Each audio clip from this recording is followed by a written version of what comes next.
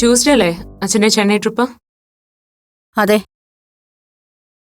വെളുപ്പിനെ പോണോന്നാ പറഞ്ഞേ. എന്താ നീ ചോദിച്ചേ? അച്ഛൻ പോകുന്ന സമയത്ത് ഞാൻ ചില കാര്യങ്ങളൊക്കെ പ്ലാൻ ചെയ്തിട്ടുണ്ട്. എന്ത് കാര്യങ്ങള്? ചുമ്മാ സസ്പെൻസ് ഇടാതൊന്ന് പറ അപ്പു. എന്താ നിന്റെ മനസ്സിൽ? അമ്മ, കഴിഞ്ഞ ദിവസം ഞാൻ ഡോക്ടർ അരവിന്ദ് കുമാറിനെ കണ്ടിരുന്നു. ഇവിടുത്തെ ഏറ്റവും വലിയ ലീഡിംഗ് പ്ലാസ്റ്റിക് സർജൻ. എന്തിനാ നീ അയാളെ കണ്ടത്? അതെന്താ ഇപ്പം അങ്ങനെ ഒരു ചോദ്യം?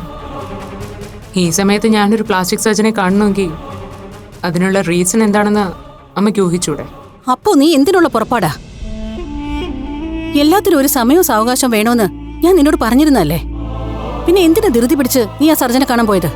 അതിന്റെ ആവശ്യമുണ്ടെന്ന് തോന്നിയതുകൊണ്ട്.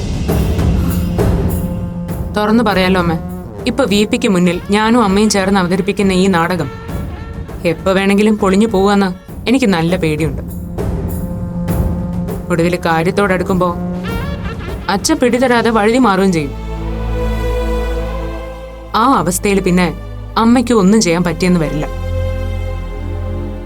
വീണ്ടും ഒറ്റപ്പെട്ടു പോകുന്നത് ഞാനായിരിക്കും. അങ്ങനെ ഒരു സിറ്റുവേഷൻ ഉണ്ടായാ എനിക്കും എന്റേതായ ചില വഴികൾ നോക്കണ്ടേ? അതിനുവേണ്ടി ചില മുൻകരുതൽ. അതുകൊണ്ടാ ഞാനിന്ന് ഡോക്ടറെ നേരിൽ കണ്ട് കാര്യങ്ങളൊക്കെ വിശദമായി ചോദിച്ചറിഞ്ഞത്. ഇന്ന് അങ്ങനെ ഒരു മീറ്റിംഗ് നടന്നുകൊണ്ട് ചില ഗുണങ്ങളും ഉണ്ടായി. എന്ത് ഗുണം? വീട്ടുകാരുടെ സമ്മതം ഇല്ലെങ്കിൽ കൂടി സർജറി നടത്താൻ പറ്റുമെന്ന് ഡോക്ടർ പറഞ്ഞപ്പോ ആശ്വാസമായി എനിക്ക്. ഇനിയിപ്പോ VP അമ്മയും കൂടി കാലം മാറിയാലും അതിന്റെ പേരിൽ എനിക്ക് എന്റെ സർജറി മുടങ്ങില്ല. നീ നിർത്തുന്നുണ്ടോ അപ്പോ? പണത്തിനോട് ആർത്തിയുള്ള ഡോക്ടർമാര് അങ്ങനെ പലതും പറഞ്ഞ് മോഹിപ്പിച്ചെന്നിരിക്കും. അതൊക്കെ വിശ്വസിച്ച് മുന്നോട്ട് പോയാ നിന്റെ ലൈഫ് തന്നെ സ്പോയിലായി പോവും, പറഞ്ഞേക്കാം. അമ്മയ്ക്ക് തെറ്റി. ഡോക്ടർ അരവിന്ദ് കുമാർ അങ്ങനെ കാശിനോട് ആർത്തിയുള്ള ഒരാളല്ല. സ്വന്തം എത്തിക്സിനോട് നീതി പുലർത്തുന്ന ഉത്തരവാദിത്വ ബോധമുള്ള ഒരു ഡോക്ടറാ. എനിക്ക് ഡോക്ടറെ റെഫർ ചെയ്തതും അതുപോലെ വിശ്വസിക്കാൻ പറ്റുന്ന ഒരാൾ തന്നെയാ. അപ്പോ സ്വന്തം നിലയ്ക്ക് നീ ഇങ്ങനെ ഓരോന്ന് ചെയ്തു കൂട്ടാനാണെങ്കിൽ പിന്നെ ഞാൻ നിന്റെ കൂടെ നിൽക്കേണ്ട ആവശ്യം എന്താ? ഇനി ഒരു കാര്യം ചോദിക്കട്ടെ. അഥവാ അച്ഛൻ ഈ കാര്യം അക്സെപ്റ്റ് ചെയ്തില്ലെന്നിരിക്കട്ടെ, എങ്കിൽ നിന്റെ പ്ലാൻ എന്താ? ഞങ്ങളുടെ സമ്മതം ഇല്ലാതെ സർജറി നടത്താമെന്നോ? അതെങ്ങനെ ശരിയാവും അപ്പോ? അതെന്താ ശരിയാവാത്തത്? വീട്ടുകാരുടെ സമ്മതത്തോടെ സർജറി നടത്താൻ പറ്റുമെങ്കിൽ അത് തന്നെയാണ് ഏറ്റവും നല്ലതെന്നാ ഡോക്ടറും പറഞ്ഞത്. എനിക്കും അത് തന്നെ ആഗ്രഹം. പക്ഷെ അതിനുള്ള ചാൻസ് സത്യസന്ധമായി പറഞ്ഞ 50% താഴെയല്ലേ അമ്മ? അപ്പൊ പിന്നെ ഞാൻ മറ്റൊരു ഓപ്ഷനെ കുറിച്ച് ചിന്തിക്കുന്നതിൽ എന്താ കുഴപ്പം? കുഴപ്പമുണ്ട്. നീ പറഞ്ഞതുപോലെ വീട്ടുകാരുടെ സമ്മതം ചിലപ്പോൾ ആവശ്യമില്ലായിരിക്കും. പക്ഷെ അതിനുള്ള ചെലവോ അതാര് വഹിക്കും?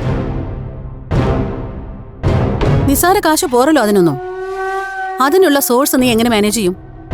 സമ്മതപത്രം ഒപ്പിട്ട് തരുന്നവര് നിനക്ക് കാശും തന്ന് സഹായിക്കൂ? അപ്പോ ഞാൻ നിന്നെ കൗണ്ടർ ചെയ്യാൻ വേണ്ടി ചോദിച്ചതല്ല. ഇതിന്റെ പേരിൽ നീ ഇപ്പൊ ആലോചിച്ച് തുടങ്ങിയിട്ടില്ലാത്ത പല പ്രായോഗിക ബുദ്ധിമുട്ടുകളും ഉണ്ടെന്ന് ഞാൻ നിന്നെ ഓർമ്മിപ്പിച്ചെന്നേ ഉള്ളൂ.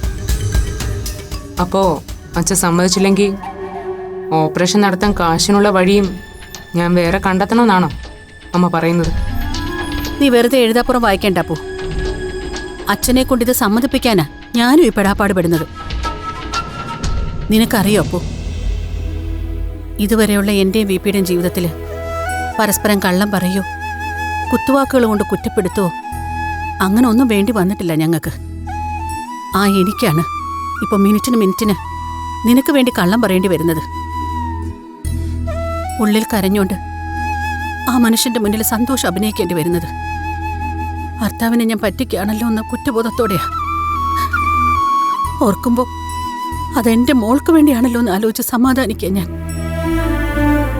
അതിന്റെ കൂടെ അനാവശ്യമായി ധൃതി കാണിച്ച് നീയും കൂടെ എന്നെ ഇറിറ്റേറ്റ് ചെയ്യാൻ വരല്ലേ അപ്പോ? ശരി, ഞാൻ ഒന്നിനും വരുന്നില്ല. ഒരു കാര്യം മാത്രം എനിക്ക് അറിഞ്ഞാൽ കൊള്ളാം. അച്ഛന്റെ നിലപാട് എന്താണെന്ന് വ്യക്തമായി അറിയാൻ ഞാൻ എത്ര നാൾ വെയിറ്റ് ചെയ്യണം? അതിനും ഞാൻ തയ്യാറാ. പക്ഷെ എനിക്ക് വേണ്ടി അമ്മ ഒരു ഉപകാരം ചെയ്യണം. അച്ഛൻ ചെന്നൈയിൽ നിന്ന് തിരിച്ചെത്തുന്നതിന് മുമ്പ് അമ്മ എൻ്റെ കൂടെ ഒരാളെ കാണാനെന്ന് വരണം.